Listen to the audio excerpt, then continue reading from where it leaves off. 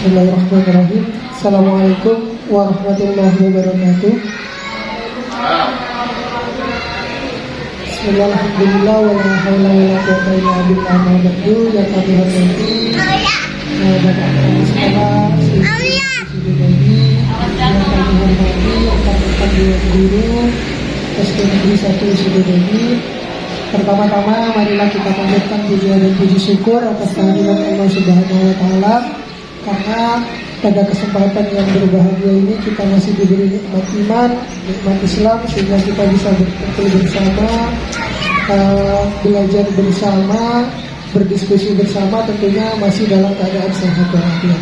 Yang kedua, salawat ma'assalam senantiasa terlimpah curahkan kepada junjungan kita Nabi Allah, Nabi besar Muhammad sallallahu alaihi wasallam, karena atas segala, semoga kita semua yang hadir pada kesempatan ini telah mendapat syafaat beliau di yaumul qiyamah. Amin amin ya rabbal alamin. Bapak Ibu yang kami hormati, pada kesempatan pagi ini kita akan belajar bersama, ya, berdiskusi bersama tentunya mengenai apa nanti yang akan kami sampaikan, yaitu tentang budaya positif yang merupakan materi guru penggerak di 1.4 Angkatan 7 Kabupaten Banyuwangi. Hari ini kita akan berdiskusi bersama, bukan artinya nanti saya yang punya materi ini lebih bisa, tidak, tapi karena saya menerima informasi terlebih dahulu, maka hari ini saya bagikan kepada Bapak Ibu untuk belajar bersama, berdiskusi bersama. Semoga nanti apa yang kami sampaikan menjadi informasi yang sangat berharga bagi kita semua tentunya, dan bermanfaat terutama bagi anak didik kita semua. Nah, Bapak Ibu, hari ini kita akan membahas tentang budaya positif, ya, modul keempat. Nah,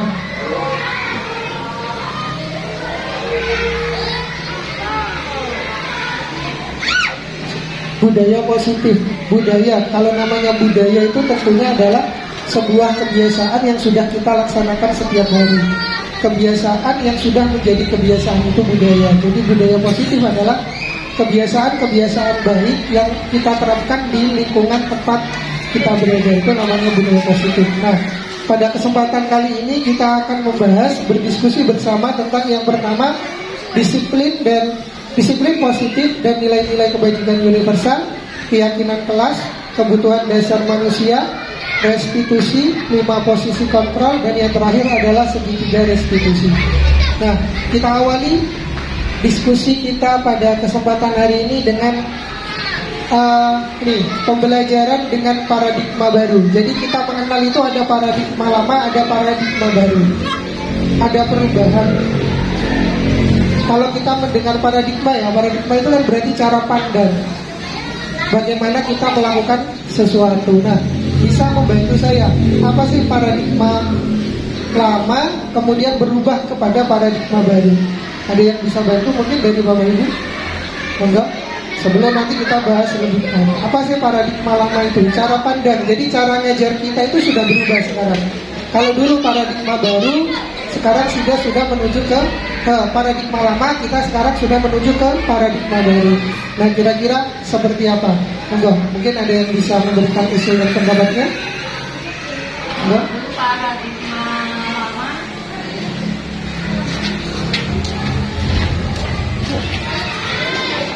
Assalamualaikum warahmatullahi wabarakatuh. Mungkin saya sedikit mencoba, ya, walaupun nanti hasilnya sama apa enggak. Ini cuma pandangan saya saja tentang kurikulum paradigma lama. Kalau paradigma lama itu lebih cara ngajarnya banyak ke sistem metode ceramah dan lebih banyak di dalam kelas. Aktivitas anak masih banyak di dalam kelas.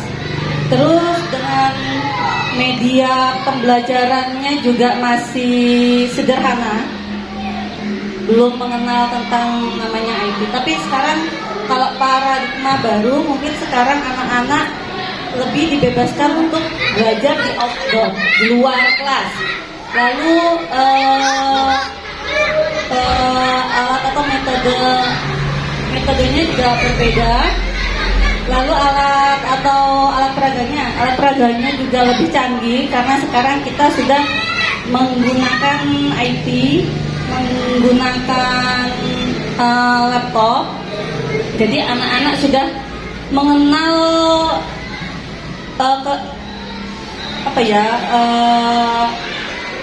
iptek ya, kalau nanti ya sudah diajarkan ke ipteknya juga. Mungkin cuma itu sih mungkin yang saya ketahui. Terima kasih. Oke, terima kasih. Mungkin ada yang lain yang bisa memberikan pendapatnya? Monggo. Ada? Tidak ada ya, kita bahas. Betul apa yang disampaikan oleh Bu Frida barusan, bahwa kalau paradigma lama itu adalah berkaca pada bagaimana kita mengajar.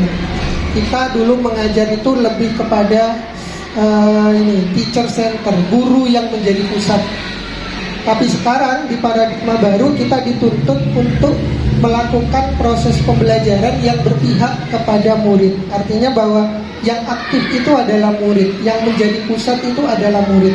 Itu adalah paradigma baru sesuai dengan apa yang disampaikan pada kurikulum Merdeka.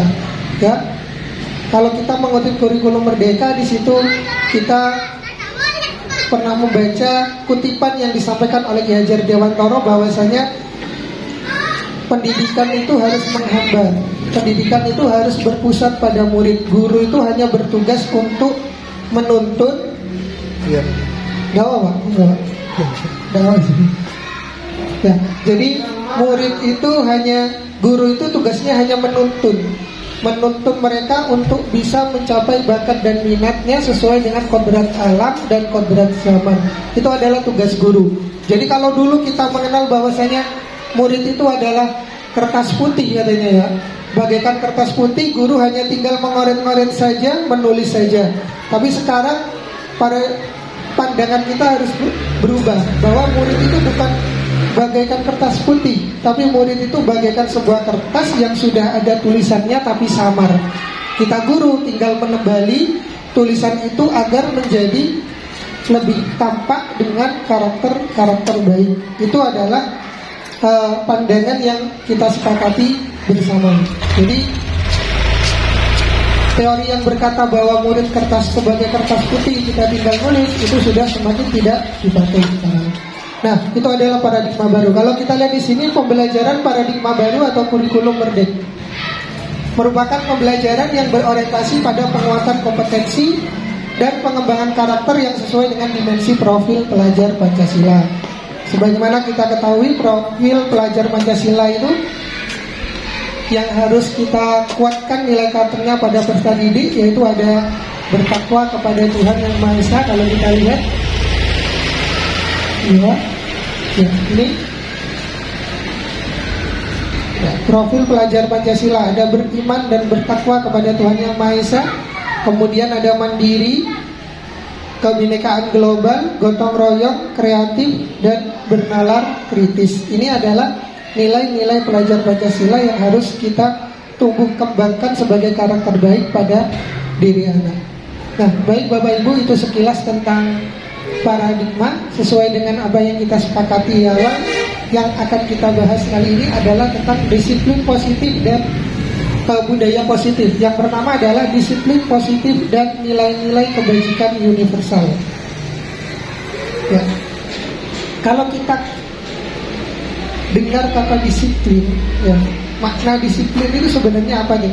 Kalau kita ingin berkaca kepada disiplin, seharusnya kita itu berkaca kepada diri kita sendiri. Bagaimana? Apakah penerapan disiplin itu sudah efektif atau tidak, atau bagaimana di sekolah kita?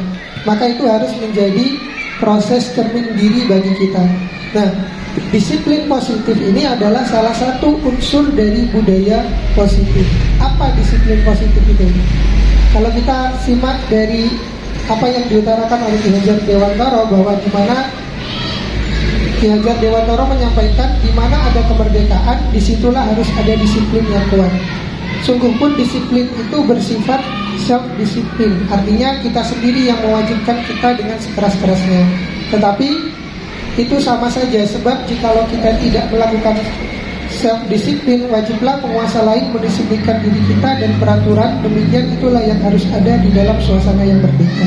Jadi dalam kurikulum Merdeka Belajar itu, untuk menerapkan disiplin maka harus timbul disiplin yang terdorong dari diri kita sendiri, atau sering kita sebut dengan unsur intrinsik.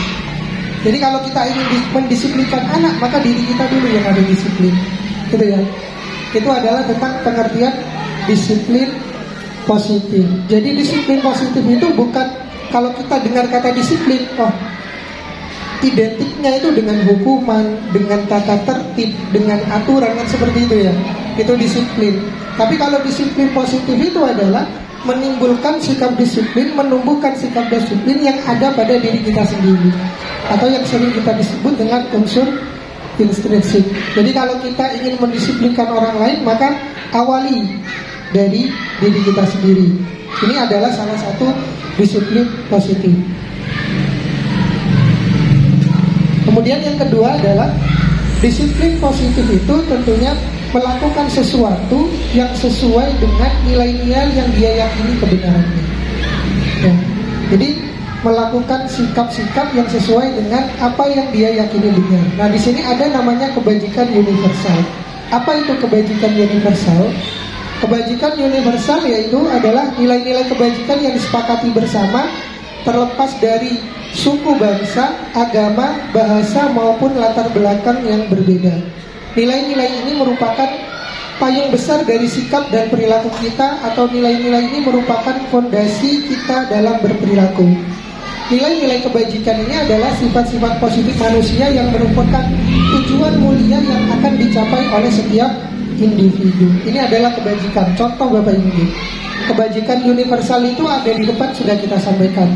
Contohnya tercermin dalam dimensi profil pelajar Pancasila yang sering kita kenal dengan P5. Itu adalah contoh nilai kebajikan universal yang kita sepakati bersama, yang harus ditumbuhkan menjadi karakter baik dalam diri murid. Jadi kebajikan-kebajikan ini harus diyakini bahwa itu adalah sesuatu yang harus dilakukan. Tugas kita sebagai guru adalah menumbuhkan kebajikan ini pada diri anak, agar ketika anak sudah melakukan, meyakini bahwa kebajikan itu adalah nilai yang benar, maka sikap disiplin itu akan tumbuh dengan sendirinya pada diri anak. Itu adalah tentang kebajikan universal. Nah, kalau kita berbicara tentang disiplin tadi, tentu ingatan kita pada aturan tata tertib. Kalau anak melakukan sesuatu itu pasti kita hukum. Melanggar tata tertib pasti kita hukum. Kalau sudah melanggar, maka dia pasti tidak disiplin. Padahal disiplin jauh pada itu. Hukuman itu adalah pilihan kesekian kalinya untuk dilakukan. Ya. Nah, kenapa manusia melakukan sesuatu, artinya melakukan pelanggaran terhadap aturan yang sudah kita terapkan? Ternyata ada motivasi yang mendorong manusia melakukan itu. Nah, di sini ada 3 motivasi perilaku manusia. Ya, yang pertama, untuk menghindari ketidaknyamanan atau hukuman. Ini motivasi. Jadi manusia melakukan sesuatu karena dia menghindari hukuman. Contoh kayak anak-anak misalnya, kalau saya besok tidak latihan pramuka, pasti saya akan dihukum. Maka saya harus latihan. Artinya apa? Dia menghindari hukuman. Nah, ini adalah motivasi terendah pada diri manusia. Pasti yang ada di otaknya, apa yang akan saya alami kalau saya tidak melakukan ini? Kan itu ketakutan namanya, menghindari ketidaknyamanan. Ini adalah motivasi yang pertama.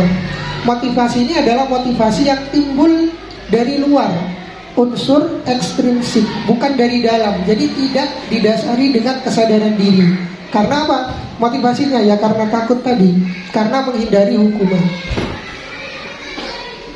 Kemudian yang kedua, motivasi perilaku adalah untuk mendapatkan imbalan atau penghargaan dari orang lain. Nah ini, jadi kalau dia melakukan sesuatu, yang ada di benak dia adalah apa yang akan saya dapatkan nanti ketika saya melakukan sebuah pekerjaan, sebuah kegiatan.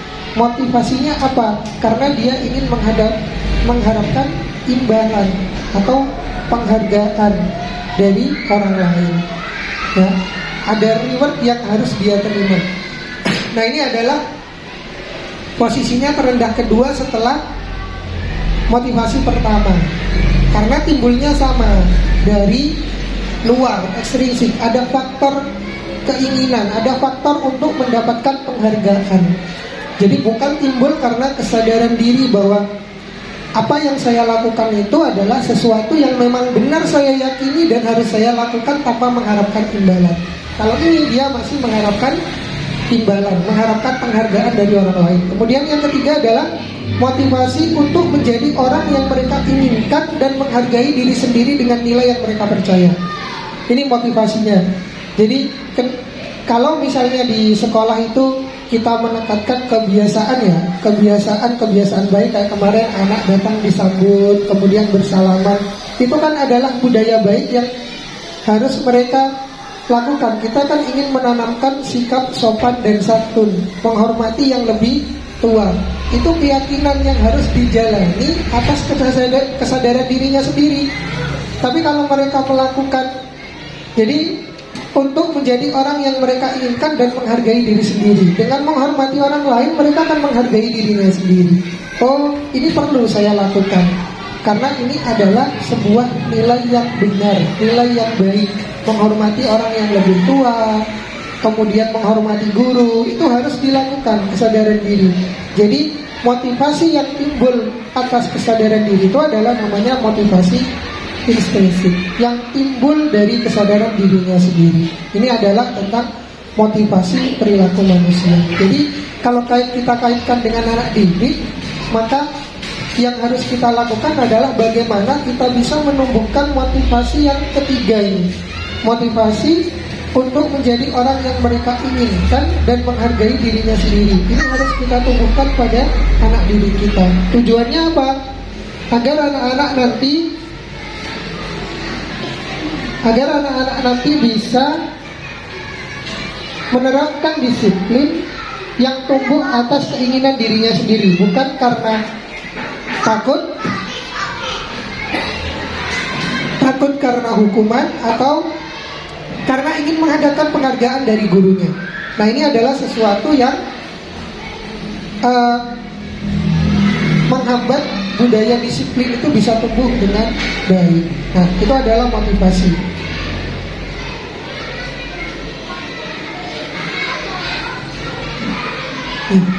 Motivasi tadi itu tentunya harus kita tumbuhkan melalui kebiasaan atau budaya positif yang ada di sekolah.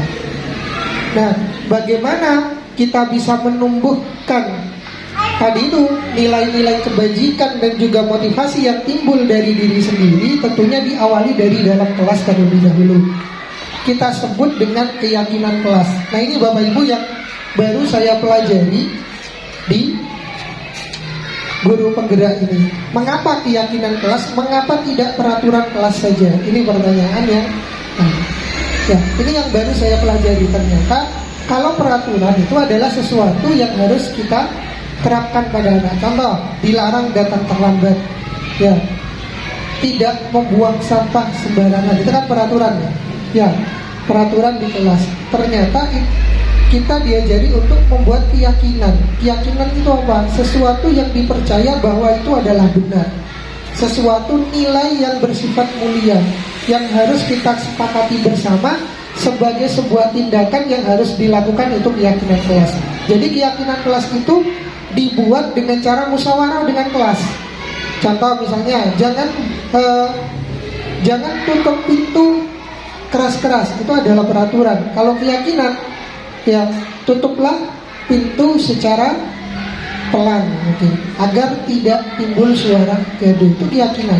Ya, keyakinan kelas itu adalah nilai-nilai keyakinan universal tadi. Contoh, mengaktifkan nilai gotong royong pada P5 tadi, profil pelajar Pancasila. Kemudian ada bernalar kritis, bertakwa kepada Tuhan Yang Maha Esa, ya, beriman dan bertakwa.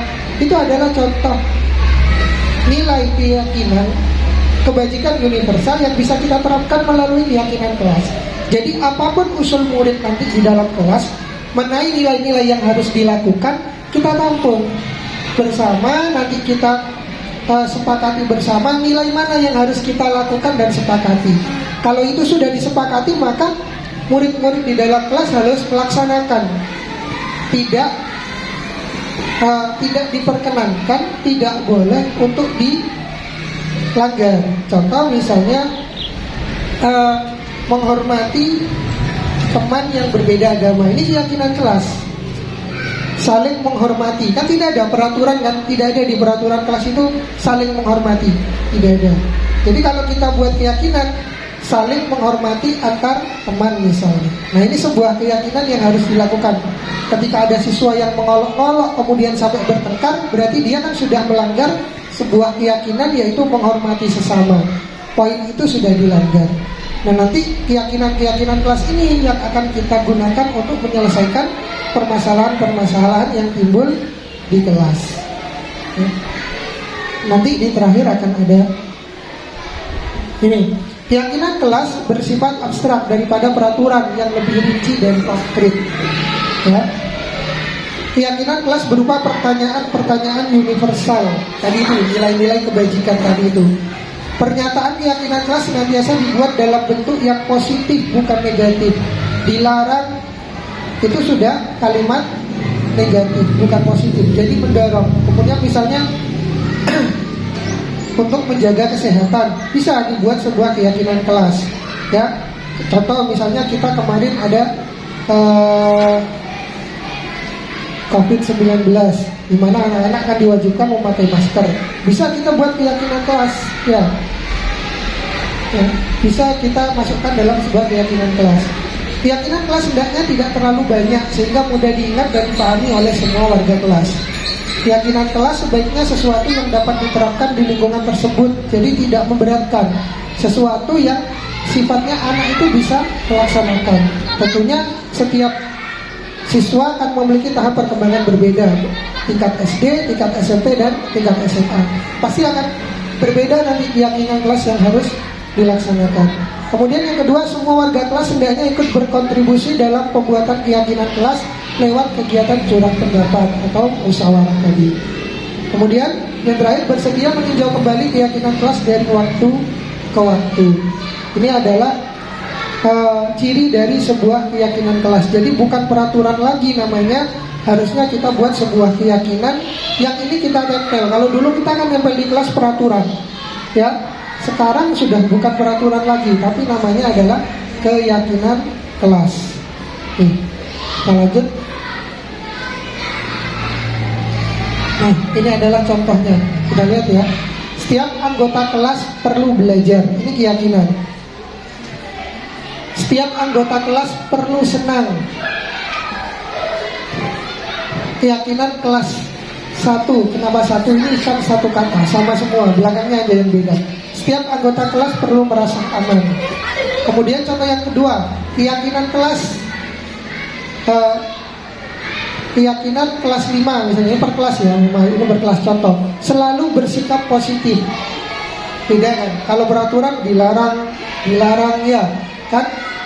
Siswa harus ini. Kita tidak menggunakan kata yang berkonotasi negatif, tapi lebih ke yang positif, membangun identitas siswa. Senantiasa menjadi diri terbaik, ini keyakinan kelas. Kemudian percaya dan menghormati orang lain serta barang miliknya. Kalau dulu kan dilarang mengambil barang temannya, ya, dilarang saling mengolok-olok. Kita rubah sekarang menjadi yang lebih positif, percaya dan menghormati orang lain serta barang miliknya. Keyakinan. Kemudian 4, kata lagi, berkomitmen terhadap setiap tugas. Siswa wajib mengerjakan PR. Ada masih di kelas ini. Siswa seakan-akan kan kata-kata itu positif, tapi juga kepada siswa menimbulkan tadi itu motivasi karena takut akan hukuman. Beda ketika kalimat kita rubah, berkomitmen terhadap setiap tugas. Tentunya ini harus kita terapkan kepada anak, agar anak itu menjadi mengerti dengan kalimat ini. Ini untuk kelas 5. Terakhir itu contohnya, senantiasa membantu, ya, membudayakan kehidupan saling membantu. Nah, ini adalah sekelumit contoh kecil tentang keyakinan kelas. Bapak Ibu nanti bisa membentuk sendiri bagaimana keyakinan kelas sesuai dengan kondisi kelasnya masing-masing. Ya. Ini namanya keyakinan yang harus disepakati di kelas.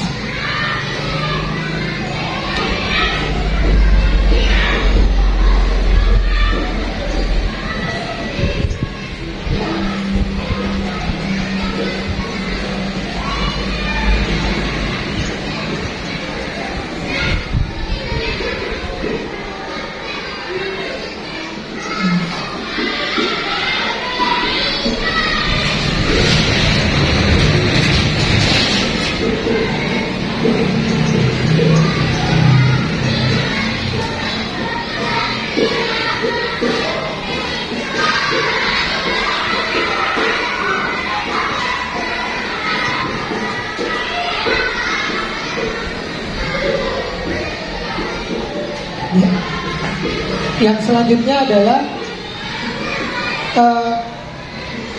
hukuman, konsekuensi, dan restitusi. Ini hubungan bagaimana kita menerapkan disiplin positif.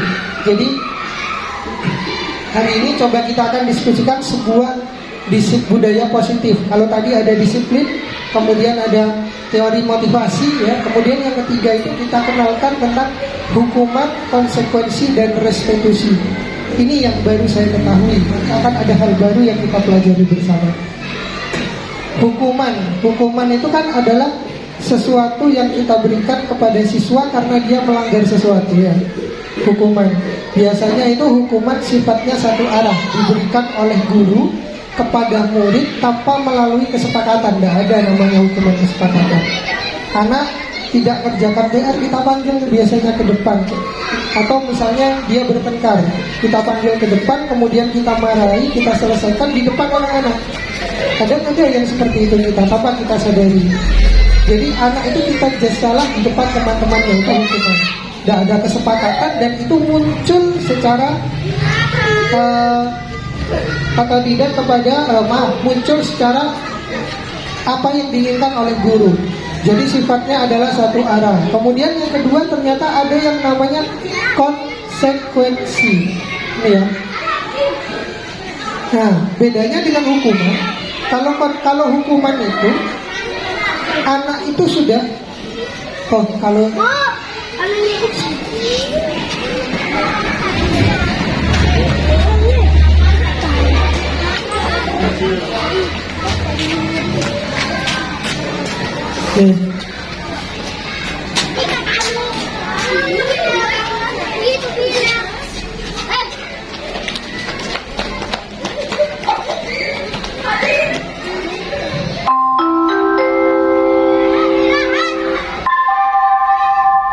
saatnya istirahat. Perbedaan antara It's time to have yang break. sudah sedangkan budaya positif itu ada yang namanya nanti restitusi. Tentunya Bapak Ibu mungkin ada yang sudah tahu ini dan ada yang mungkin baru tahu. Kalau saya baru mengetahui apa itu restitusi dari kami setelah mendapatkan materi ini. Baru tahu banyak hal nanti yang saya pelajari dari sini. Nih, kalau hukuman itu adalah sesuatu yang menyakitkan dan harus terjadi. Hukuman. Kemudian tidak nyaman untuk murid untuk jangka panjang. Jadi ketika anak itu dihukum di depan teman-temannya, bekasnya itu akan membekas terus dia. Oh, saya dulu pernah dipukul oleh guru ini gara-gara saya melanggar. Pasti akan tetap ingat. Nah, itu hukuman. Yang ketiga adalah korban mendapatkan keadilan korbannya, sedangkan ya, kita hukum begitu saja, itu pada hukuman. Kemudian anak akan tersakiti tadi itu ya, dihukum pasti akan ada yang merasa tersakiti. Kemudian terakhir adalah perilaku pasif atau agresif meningkat. Kemudian disiplin positif, kalau konsekuensi sesuatu yang harus terjadi. Jadi anak itu tahu kalau saya melakukan pelanggaran, itu sudah ada kesepakatan antara guru dan anak. Kalau kamu melakukan pelanggaran, contoh misalnya berbicara di dalam kelas, maka kamu akan kehilangan waktu istirahat. Itu konsekuensi. Tidak ada yang tersakiti. Ya, jadi sesuatu itu memang harus terjadi dan anak tahu Apa sih yang akan terjadi pada saya kalau saya melakukan sebuah pelanggaran? Itu konsekuensi. Tidak nyaman untuk murid anak untuk jangka waktu yang pendek. Tidak istirahat berarti kan tidak bisa bermain dengan temannya. Nanti waktunya masuk, ya sudah selesai, hilang sudah. Waktu dia untuk istirahat tadi hilang. Nah ini jangka pendek, tidak nyamannya jangka pendek. Kalau hukuman jangka panjang, dihukum dengan guru misalnya, dia akan membekas terus, itu jangka panjang. Korban bisa diabaikan. Jadi mungkin kalau saya pribadi sudah pernah melakukan itu. Anak disuruh berdiri ketika dihukum atau diam di dalam kelas. Habis itu masuk, ya sudah masuk, dibiarkan.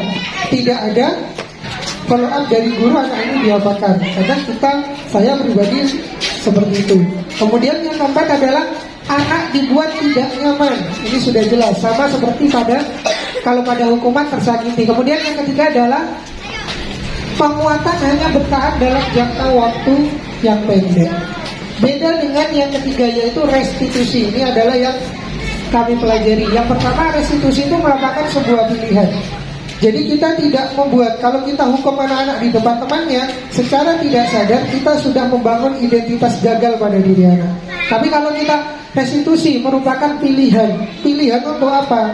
Memperbaiki kesalahan yang dia buat, ya, mencari solusi sendiri terhadap apa yang sudah mereka lakukan. Itu restitusi. Kemudian ciri yang kedua adalah menguatkan untuk murid atau anak dalam jangka waktu yang panjang. Restitusi. Ciri yang ketiga, korban mendapatkan ganti. Ganti dalam hal ini adalah bagaimana dia bisa memperbaiki kesalahannya yang melakukan. Kedua, korban yang mendapatkan ganti apa? Atas kesalahan yang dilakukan oleh temannya, dia akan mendapatkan suatu perbaikan, ganti, ya. Kemudian yang kedua adalah mendapatkan penguatan. Tidak disalahkan anak. Ya, contoh anak ramai di kelas, ya.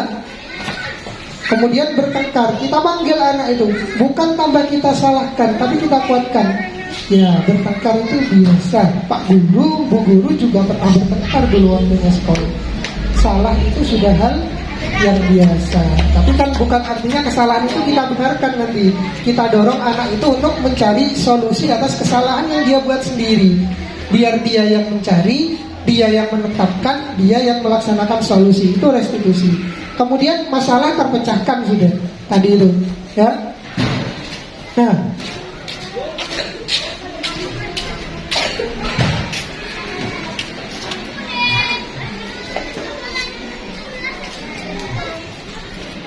kalau kita lihat di sini, hukuman bersifat satu arah dari pihak guru yang memberikan dan murid hanya menerima saja. Sebuah hukuman tanpa melalui sebuah kesepakatan atau pengarahan dari pihak lain, baik sebelum atau sesudahnya. Hukuman yang diberikan berupa fisik maupun psikis. Anak disakiti oleh suatu perbuatan atau kata-kata. Kadang kan kita tidak hukum fisik, tapi psikisnya yang terhukum, itu hukuman. Mungkin keseharian kita secara tidak sadar sudah kita lakukan itu. Kemudian yang kedua adalah disiplin dalam bentuk konsekuensi sudah terencana, sudah disepakati, sudah dibahas, disetujui oleh murid dan guru. Umumnya bentuk-bentuk konsekuensi dibuat oleh pihak guru dan murid sudah mengetahui sebelumnya konsekuensi yang akan diterima bila ada pelanggaran yang dilakukan. Ini lagi.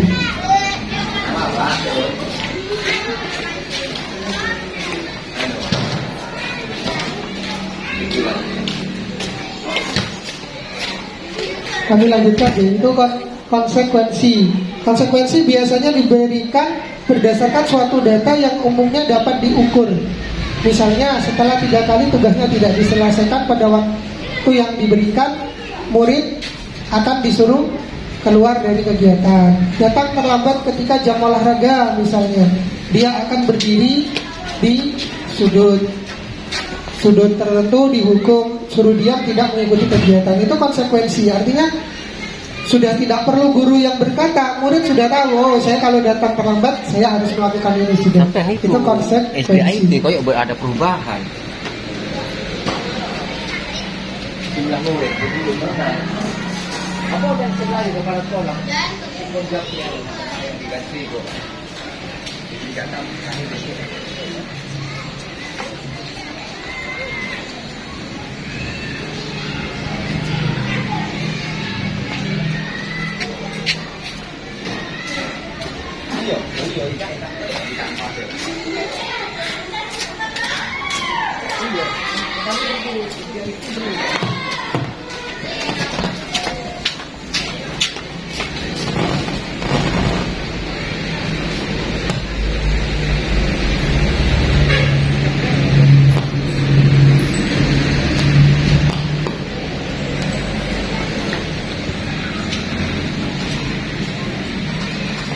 yang dihukum oleh sebuah penghargaan. Ini yang sering kita lakukan. Ini hal baru yang saya terima Bapak Ibu.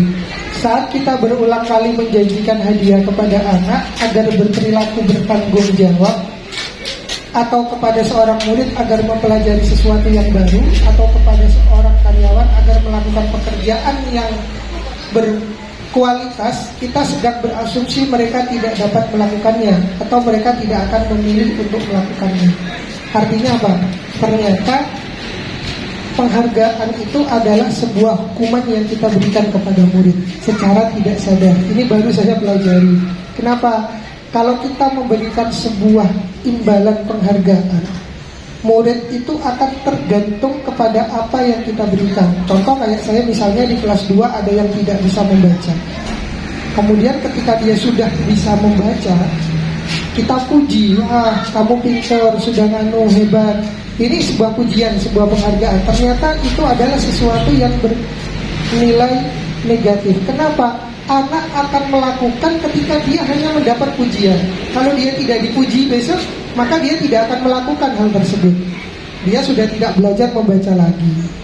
Contoh, ketika anak mendapatkan ulangan lagi, selalu kita beri hadiah. Itu pernah kita lakukan di Bapak Ibu. Berikan hadiah. Nah, ternyata itu adalah sesuatu hukuman. Kenapa kita bilang hukuman? Bukan anak berlomba untuk mendapatkan. Anak yang tidak akan mendapatkan nanti semangatnya akan turun. Alah, buat apa saya kerjakan? Orang nanti yang dapat itu saja. Yang dapat anak itu, pasti itu yang dapat, pasti itu yang dapat. Akhirnya yang termotivasi hanya yang dapat saja, yang tidak pernah dapat. Dia tidak akan melakukan dengan semangat yang baik. Yang sering dapat hadiah pun gitu. Ketika dia melakukan sesuatu tapi tidak ada imbalannya, maka semangatnya akan lebih turun daripada ketika dia mendapatkan imbalan. Ternyata sesuatu yang penghargaan itu adalah sesuatu yang dapat menurunkan motivasi anak. Nah ini pengaruh jangka pendek dan jangka panjang. Penghargaan efektif jika kita menginginkan seseorang melakukan sesuatu yang kita inginkan dalam jangka pendek, tidak dalam jangka panjang.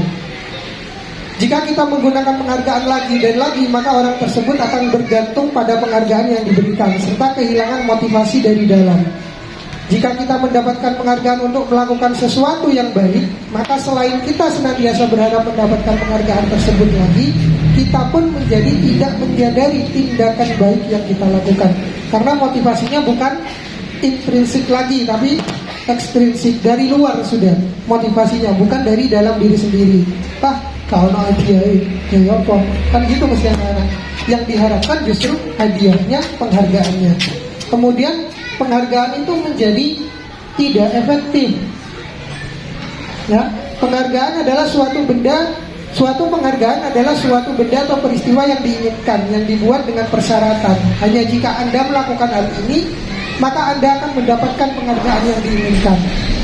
Jika saya mengharapkan suatu penghargaan dan tidak mendapatkan, maka saya akan kecewa dan berkecil hati. Nah ini adalah sisi negatif dari sebuah penghargaan. Maka ada baiknya itu kita hindari. Atau kalau misalnya memang itu sifatnya jangka pendek saja, tidak masalah, tidak apa-apa. Tapi kalau nanti yang kita inginkan terjadi pada anak itu jangka panjang, maka lebih baik penghargaan, hadiah atau imbalan ini betul-betul kita hindari.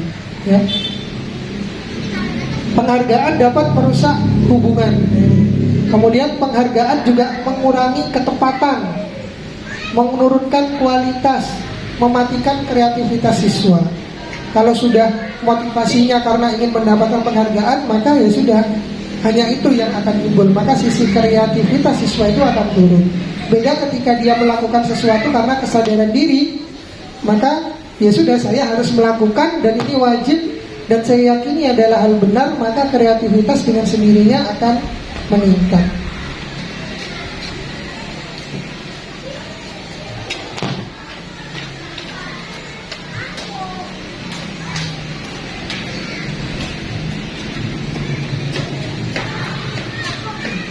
Yang terakhir nanti Bapak Ibu kita akan ke segitiga restitusi.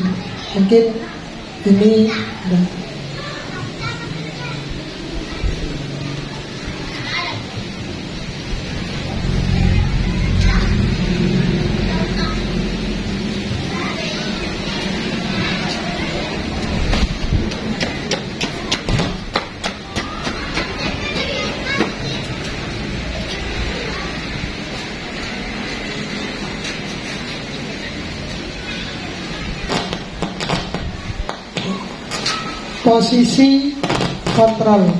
posisi kontrol seorang guru. Di sini kita akan sampaikan ada 5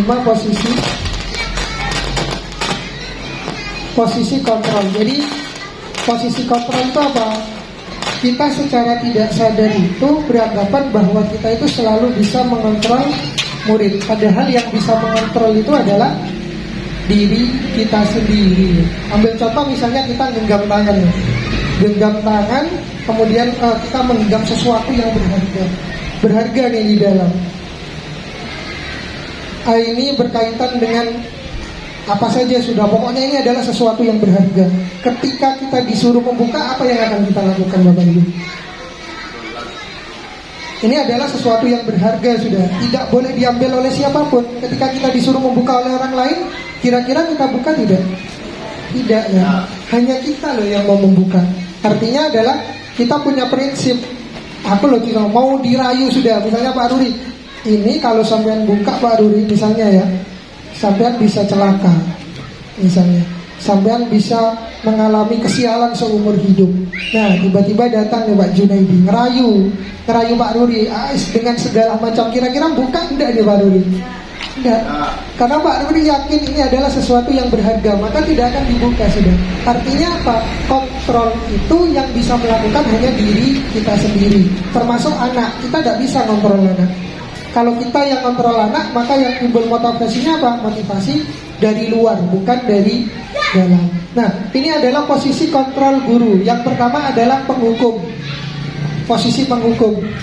Seorang penghukum bisa menggunakan hukuman fisik maupun verbal.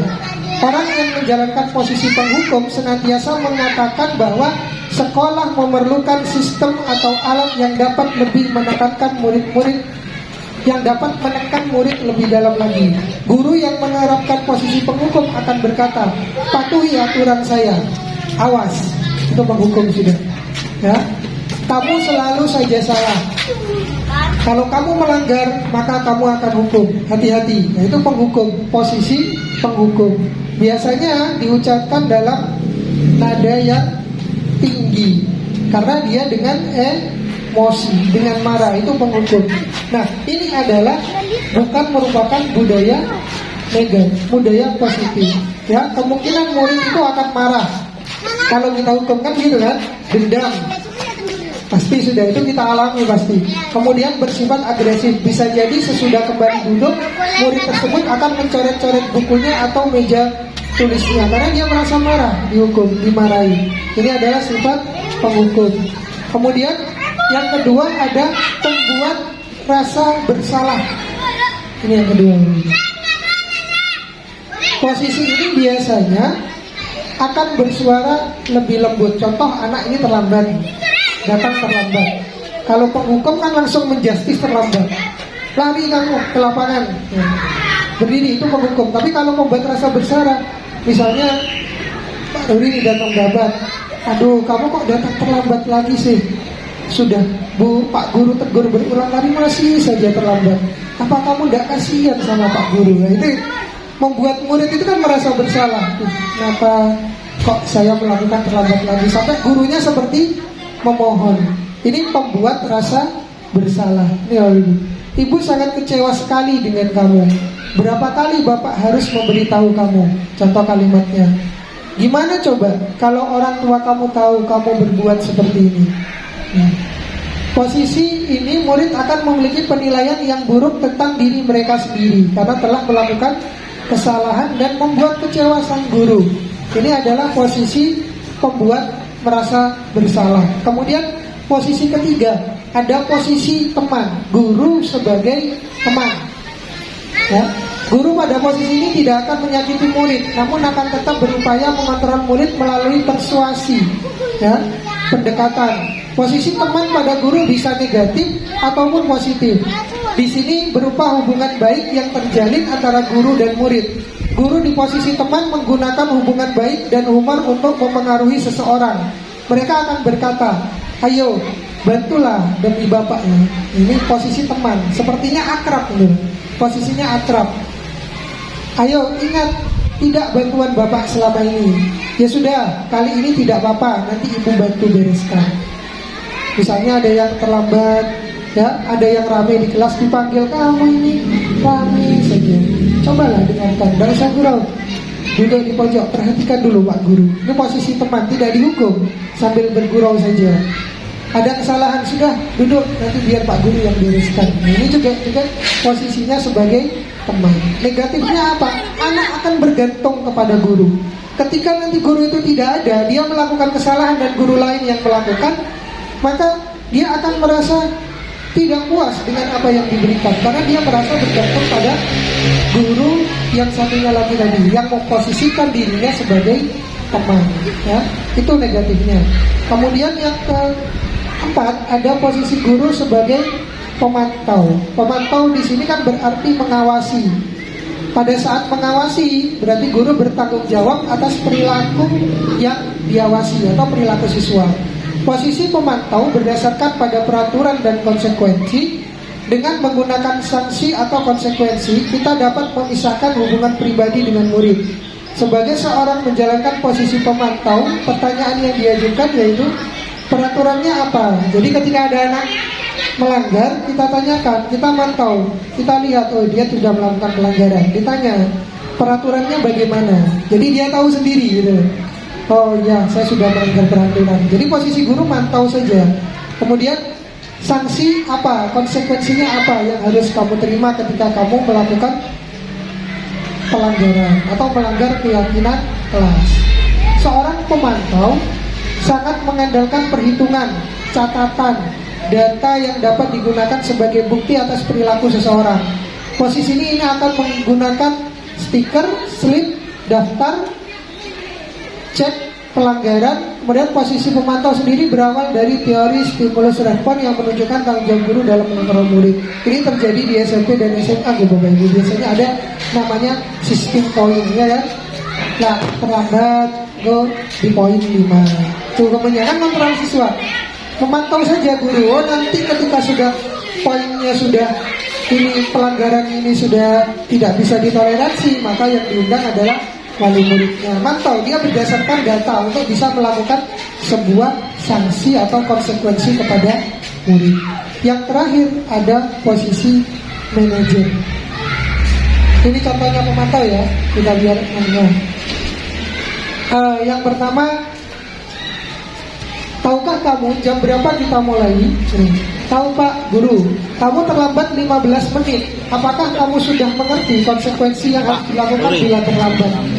Dan kemudian dipaham Pak, saya harus tinggal kelas pada jam istirahat nanti dan mengerjakan tugas ketinggalan saya. Oke, di pause jadi tadi Bapak Ibu yang kami hormati, materi tentang budaya positif mulai dari disiplin positif, kemudian ada kebajikan universal, 3 motivasi perilaku manusia, kemudian posisi kontrol guru, dan yang terakhir yaitu penerapan segitiga restitusi. Semoga apa yang kami sampaikan kepada Bapak Ibu guru menjadi sesuatu yang bermanfaat. Materi ini bisa menjadi pengalaman baru, ilmu baru bagi kita semua. Sekali lagi kami ucapkan terima kasih. Kurang lebihnya kami mohon maaf. Wabillahi taufiq wal hidayah. Wassalamualaikum warahmatullahi wabarakatuh.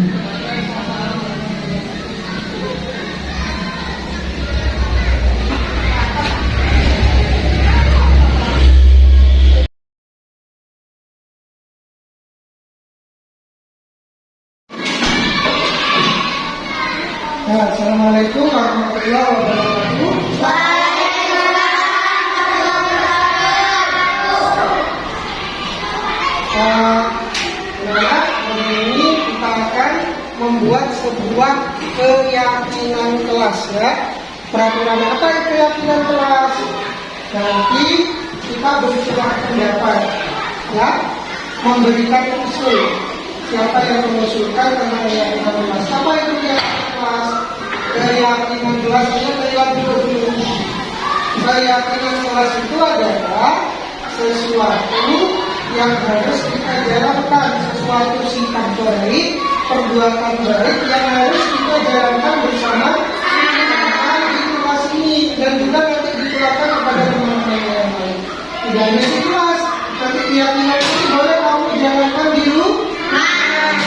Ya, contoh misalnya saling menghormati antar teman. Nah, ini keyakinan kelas, berarti kamu harus saling menghormati. Ya.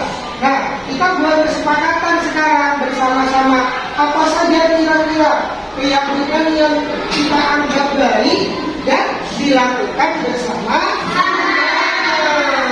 Ada usul tidak apa kira-kira?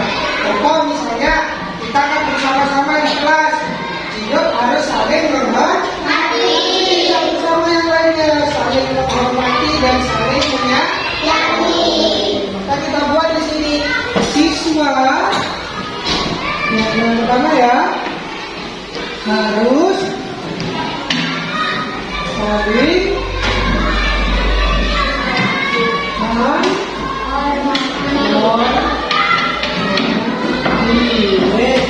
ini adalah keyakinan yang pertama ya, sepakat ya. Boleh tidak kita saling menghormati? Boleh. Ya, wajib tidak? Ini adalah hal baik yang harus dijalankan. Saling menghormati antar sesama teman di kelas. Kelas lain, kelas kamu juga di rumah, keyakinan itu harus dilaksanakan. Ya, yang pertama saling menghormati. Apa lagi ada usul? Usul apa lagi? Apalagi kira-kira yang angkat tangan usulnya? Angkat tangan dari angkat tangan. Apa? Apa Naila? Apa? Apa bilang?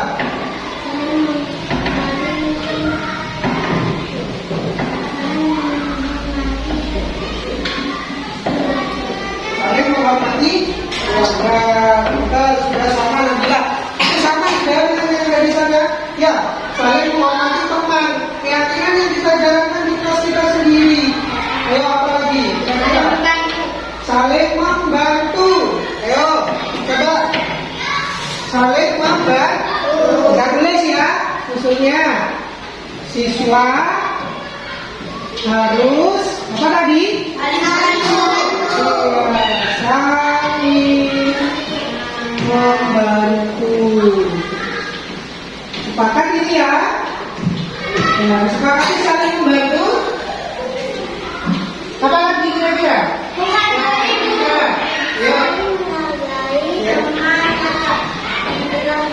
Keluarga. Kita tulis ya, siswa. Apa berarti? Harus saling menghargai.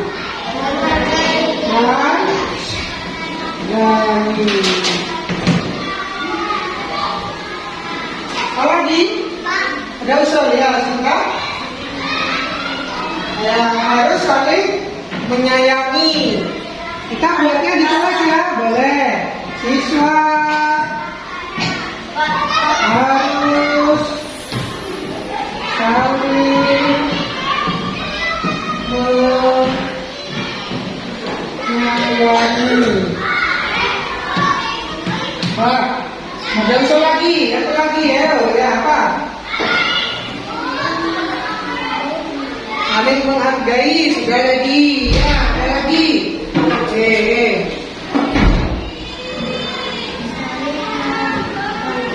Saling menolong.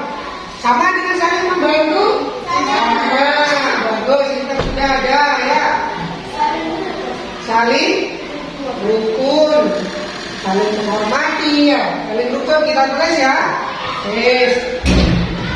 Siswa harus saling hidup rukun. Yuk, ya bisa. Saling memaafkan.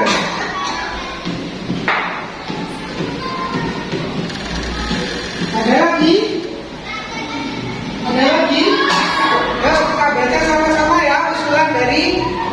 teman-teman kamu di kelas, yang pertama, keyakinan kita siswa harus saling menghormati. Setuju dengan ini? Setuju. Kemudian yang kedua, siswa harus saling membantu.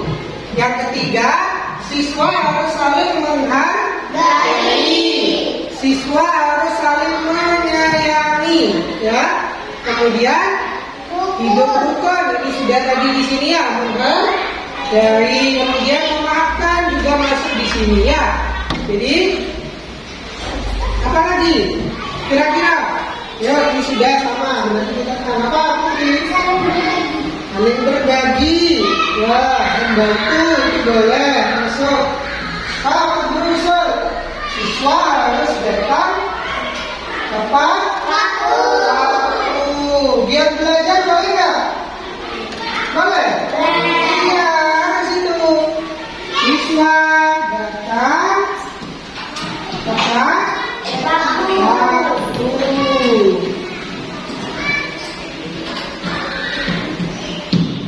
Terus dia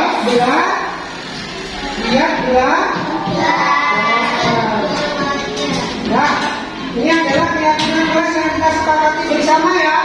Yang pertama, siswa saling menghormati. Kemudian yang kedua, siswa saling membantu. Berarti kita lihat semuanya di kelas ini harus hidup saling membantu. Kalau ada temannya kesusahan, maka harus dibantu. Saling menghargai. Berarti saling menghargai.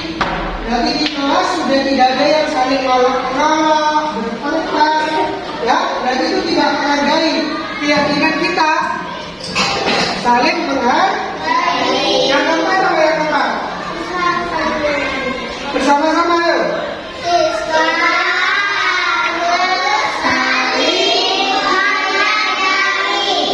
Berarti satu sama lain harus saling menyayangi, ya.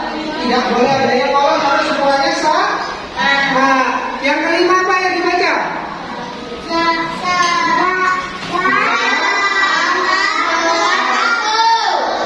Yang terakhir, dia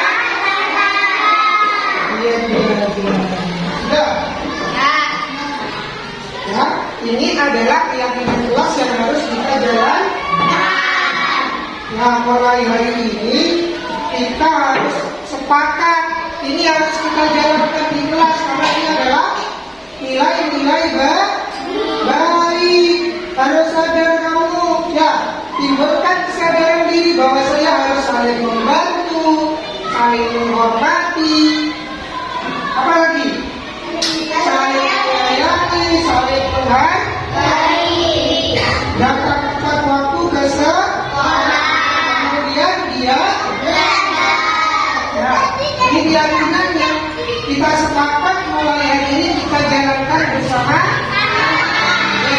Besok keyakinan ini kita tulis di lembar kertas, kemudian kita tempelkan sebagai keyakinan bersama bahwa kita sudah punya keyakinan bersama mau menjalankan apa yang sudah kita sepakati bersama.